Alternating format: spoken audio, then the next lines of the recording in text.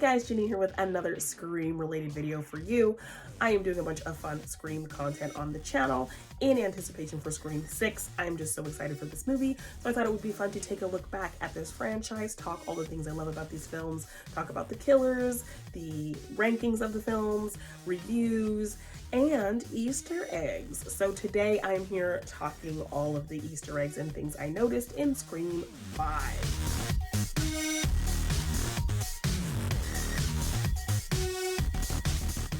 This is probably going to be the longest one because this one literally had the work to pay homage to what came before, to pay homage to Wes. So this movie has so many nods, so many references. Some are obvious, some maybe you didn't pick up on. So I just love kind of looking at this movie, analyzing it, and picking out all of the great fun references to this franchise as a whole. So this will probably be the longest one because this one has the most references I've seen in any Scream movie. Also, if there's anything I miss in this video that maybe you like or you noticed that I didn't pick up on, please respectfully let me know in the comments below. I would love to check that out. So let's just jump right into it. So first off, one of my absolute favorite things is getting to see the Stab cast list. We have Jenna Ortega's character Tara kind of scrolling through as Ghostface is quizzing her, and we actually get to see who played who.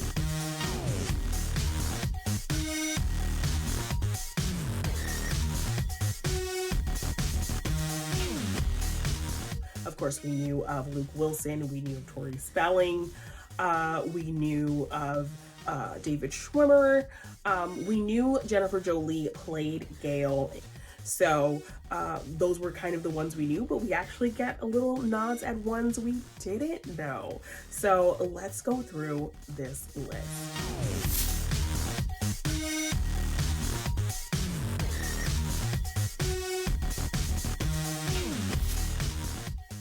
So starting with some characters who we know who played them and we actually got to see the performances, we have Heather Graham as Casey Becker. Who is this? You know, I don't even know you, and I dislike you already. Then next up, of course, we have Tori Spelling as Sydney Prescott, which she did actually allude to in the first Scream movie, so a great callback with this. Hey, so just think, if they make a movie about you, who's gonna play you? I shudder to think. Maybe with my luck, they'd cast Tori Spelling. Yeah, your mom left town. She's not buried in a cemetery somewhere. And of course, we have Luke Wilson as Billy Loomis. When my mom left my dad, I accepted it. That's the way the cookie crumbles. We do actually finally get to see Randy's actor in Scream 5, and he's credited as Christopher Speed, the actual actor who played him in those stab scenes in Scream 5. Randy references his actor in Scream 2, but just as a Joe Blow nobody. Get it? They get Tori Spelling to play Sid, and they cast Joe Blow nobody to play me. I get the guy who drove Jane Seymour's stagecoach for one episode of Dr. Quinn. Because you won't be back. Oh, he's around. You know what? There he is. Now for the performances we don't actually get to see, but are referenced in passing. We have David Schwimmer, of course, as Dewey. Play me. At least you get David Schwimmer. And Jennifer Jolie, aka Judy Jurgenstern, as Gail Weathers. I'm returning my calls, but I have to tell you, after 2 films, I feel like I am in your mind. Then some new castings that we learn about from Tara's scan of the IMDb for Stab. We have Craig Bierko as Cotton. We see that Ron Howard played Principal Hembry. An obvious nod to their roles in Happy Days. Vince Vaughn as Stu, which I would love to see. And finally, Alicia Silverstone as Tatum Riley. And also with Alicia Silverstone playing Tatum, I think that's definitely a nod to some Alicia Silverstone / Clueless references in Scream 1. You know, when Randy is talking about if he would have a chance with Sydney, Stu tells him as if, a very popular line for the iconic character of Cher from Clueless, played by Alicia Silverstone, and Randy does call him Alicia.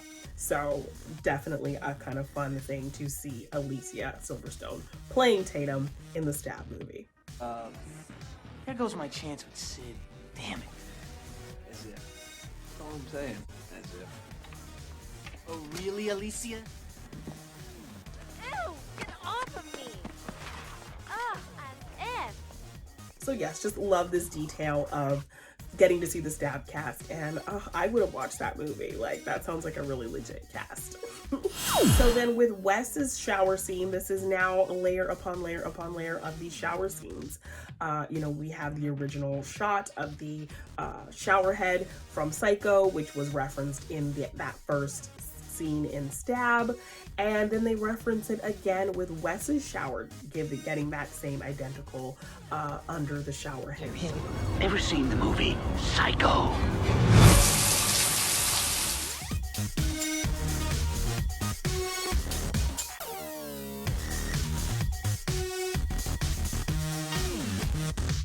So all of the layers within this shower situation, all leading to Psycho. Another thing I noticed is just kind of the parallels of Judy rushing to get home to Wes, who had just showered, to Cotton rushing to get home to get to Christine, who has just showered, and you know, they just get this call from Ghostface. They're on the phone with them, and they have to rush to get home to their newly showered person. So the Cotton kill is very kind of similar to the Judy and Wes kill in Scream 5. Be busy. How do I know you're anywhere near him? Ever seen the movie Psycho? What would your girlfriend say? What makes you think I have a girlfriend? I'm right outside her bathroom door.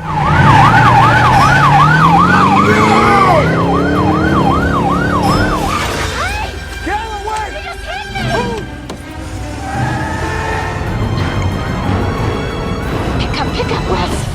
You there? Pick up the phone. Christine, pick up the phone.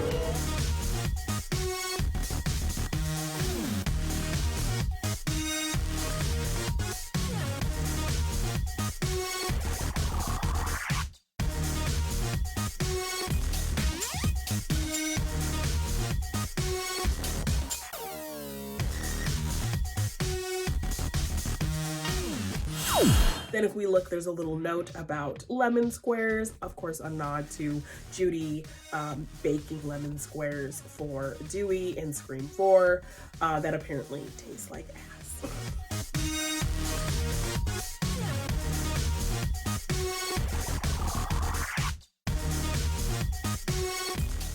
Hey, I made some lemon squares. They're in my car. Sheriff, you're not cheating on your wife if you eat my lemon square. Yeah, but I would be cheating on my diet. Your lemon squares taste like ass. Then we do get a little version of Dewey's theme, which I am calling it Dewey's theme. Yes, I know it is Hans Zimmer little score moment for John Travolta's character in Broken Arrow, but to me, I think to fans, this will be Dewey's theme. So we do get a similar kind of musical cue when he does decide to help Sam. So I loved hearing a little bit of the Dewey magic music. Holy shit, he came. I've decided to temporarily assist you in your investigation. Dewey? I was worried about you.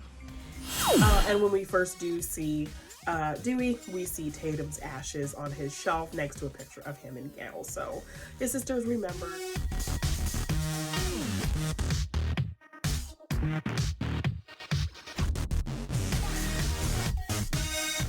Sister was stabbed 7 times. I know you know what that's like. I feel like there was never really enough reference to Tatum kind of moving forward throughout the rest of the series. Not a lot of reference from kind of Dewey and how he felt about it. Really, we didn't really get a lot of that in this in the series kind of going forward, which always disappoints me a little bit. But getting to see the ashes on his shelf is just a kind of sweet, kind of, you know, note that he does miss her, he does remember her, even though they had this very kind of contentious, as you would, brother-sister relationship. Yes, I'm glad we got to see a little nod to Tatum there on his shelf. Something I noticed in a recent watch is that Gail is wearing red the first time she meets Dewey and the last time she sees Dewey alive. So very kind of, I don't know if that was purposeful, but she is wearing this red suit when she first meets him and kind of pumps him for information in her very flirtatious way.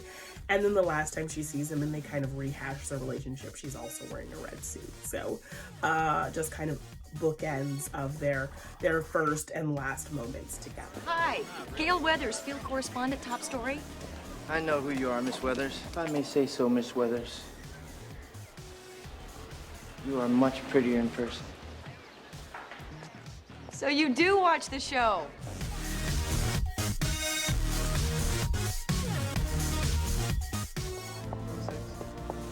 Gail? A text? Ow! You tell me the killer is back in a text?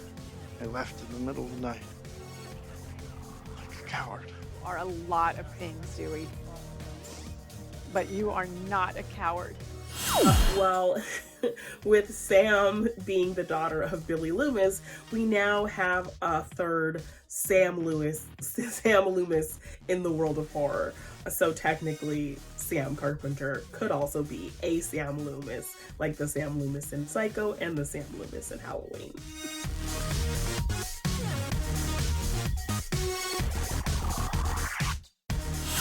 The pan down when we meet our friend group is pretty identical to the pan down when we meet our friend group in Scream 1. We hear the principal kind of talking over this pan down, and the principal we hear talking over the pan down in this shot is actually Drew Barrymore. Casey Becker come back to life to be the principal of Woodsboro. Attention Panthers! A reminder that all classes and school activities are canceled tomorrow.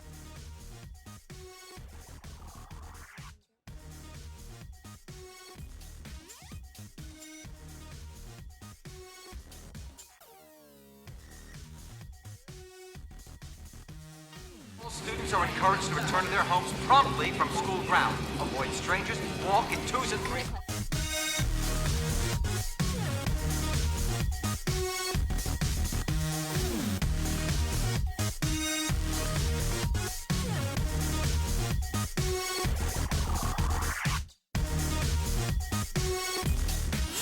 If we do listen to Gail's show when Dewey is watching it, we actually hear her reference her really bad bangs. So I like that she knows what a mistake that was. Missing a show I like. Bangs again. Someone staged an interview. Gail Weathers.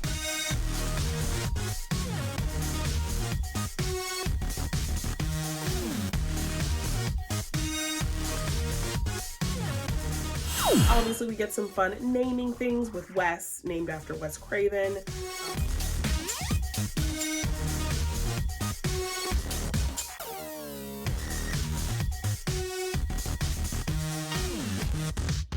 Hey! To Wes! Beautiful son of a bitch. We get the Carpenter sisters, obviously a reference to John Carpenter.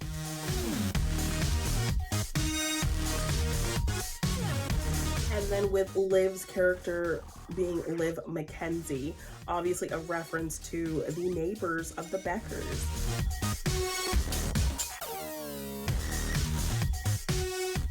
You know, Casey's father actually said, you know, drive down to the Mackenzies. So she is presumably of that family, and the original line being something that originated from Halloween. Get in the car. Drive down to the Mackenzies. I want you to go down the street to the Mackenzie's house. I want you to tell them to call the police. So, love the kind of little naming nods that they give some of our characters. Also, when Ghostface is originally on the phone with Tara in that opening attack, he says his name is Charlie, the name of a previous Scream killer. Look, just tell her I'm from Group. I'm Charlie. She's got my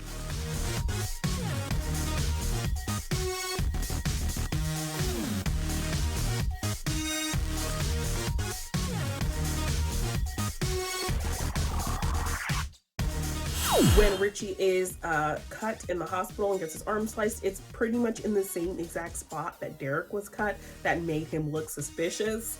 This time it happens again, the same exact way to kind of get suspicion off of him, but in this case, he actually is the killer. So definitely kind of a fun nod to Derek in terms of him being cut in a very kind of non-lethal place.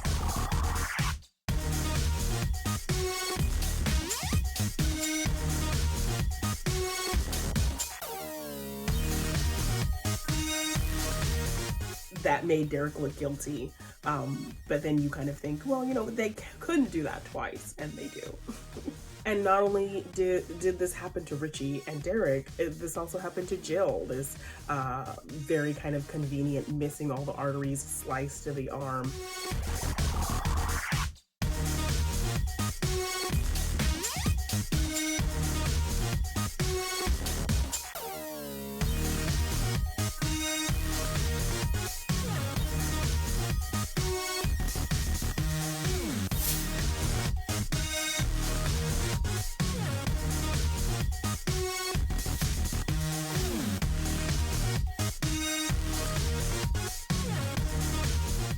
Kind of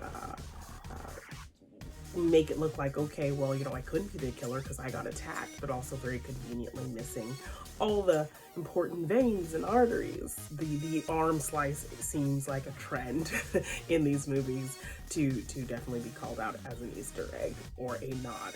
So yeah, something really special to me, because this is my all-time favorite show, is Tara actually watching Dawson's Creek in the hospital. Yeah, we should check the door. Joey and Casey check the front door. Jen, you and Cliff, But it's not just any episode of Dawson's Creek. It is an episode called The Scare. It's a horror episode of Dawson's Creek, so a perfect episode to be watching in a Scream movie. Obviously a show created by screenwriter Kevin Williamson, and the episode is a very Scott Foley-centric episode. His character Cliff features heavily in the episode, and we know that Scott Foley played Roman in Scream 3, so having another Scream killer kind of show up in this movie in a way.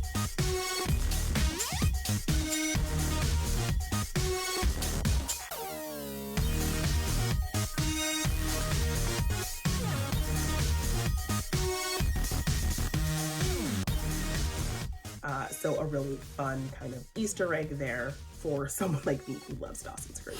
Just a simple thing I think many people have noticed at this point, that Sydney probably married Mark Kincaid from Scream 3. We do hear several times Mark and the kids. How's Mark and the kids? Mark Kincaid. So she potentially, after that little popcorn date at the house, decided to marry this man who she had no real chemistry with. So I liked hearing it, but they just did not give us a decent kind of chemistry connection between the two of them in the one movie we saw them in together. So yay, but meh. How are you? How's Mark? I think I'll keep him. Sid, we've been waiting for you. We're gonna start a movie. What kind of movie? You have to come and see. After Tara is watching Dawson's Creek and she does hear some noises in the hospital and tries to kind of go hide, Richie finds her and she hits him with the phone, where he does actually say a line very similar to Stu's line, did you hit me with the phone? So I think that's very much a nod to Stu's beautiful ad-lib of, you hit me with the phone, dick. So I loved that. Ow! Ow! God damn it! You were in trouble. Did you hit me with a phone? Look out, mama's boy! Fuck! Fucking hit me with the phone, dick! So obviously we get a lot of nods kind of happening in this finale, starting with Mindy wearing an outfit very similar to her uncle's outfit, Randy, the green shirt, the brown pants, sitting on the couch, very much in the same position he was in, watching his character in the Stab movie. All of the layers of this, just so fun. Loved this kind of meta scene that we got. No. Look, there he is. I told you. I told Jamie. Look behind you. Look behind you. Turn around. Behind you. Behind you, Jamie. No, Jamie. Watch out. Watch out, Jamie. You know. What? There he is. Come on, man, turn around. Turn around. Behind you. Come on, Behind man, you. turn around. Behind you. Dude, what are you doing? Turn around. Look Jeannine. behind. Jeannine. Then we have Gail getting shot, but Gail gets shot in the very same spot she got shot in Scream 2. So in my head, she has scar tissue there. So getting shot there probably wouldn't be as fatal as it potentially could have been, because she's already been shot there and has built up scar tissue in that same exact spot. So that would kind of maybe protect her to some degree, getting shot in the same exact spot. How bad is it? Just bounced off my ribs. Jeez, Gail, you got more lines than a cat. Fuck it. Oh, you gotta go to the hospital. No. You said we were gonna finish this. Go finish it, Sydney. Gail. For Dewey. An obvious one that I think a lot of people have picked up on is the fact that Mikey Madison just seems to want to get burned alive, because she gets burned alive in this movie, but she also very similarly got burned alive in Once Upon a Time in Hollywood. So Mikey Madison is definitely making a career for herself in getting burned.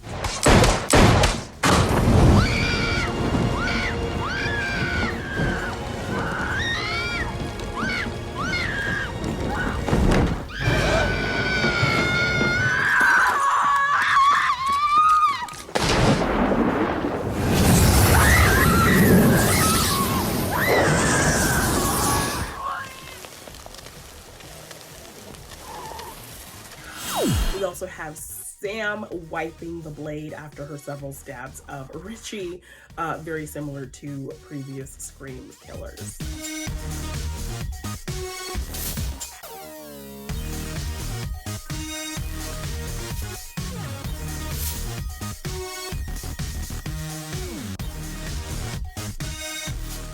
Just to throw in there, we do actually get a nice little close-up on Elm Street. Sydney was supposed to have lived on 34 Elm in Scream. We were supposed to see that on the computer screen when she's dialing for help, but they cut that for time. But we actually get to get the confirmation from Tara talking about Sydney's character in Stab, saying, you know, she lived on Elm, and we do actually see a sign for Elm Street when Richie and Sam enter Woodsboro. What Woodsboro native was introduced as the franchise's main character? It's Sydney Prescott. It's Sydney Prescott, and she lived on Elm.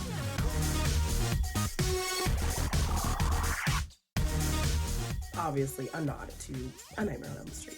And the final thing that I just think is fun, I doubt this was purposeful, but I think it's just a cool little thing. Dewey is telling Sydney if they made a movie of these events, who would play her. He said he saw her as a young Meg Ryan. Hey, so just think, if they make a movie about you, who's gonna play you? I shudder to think.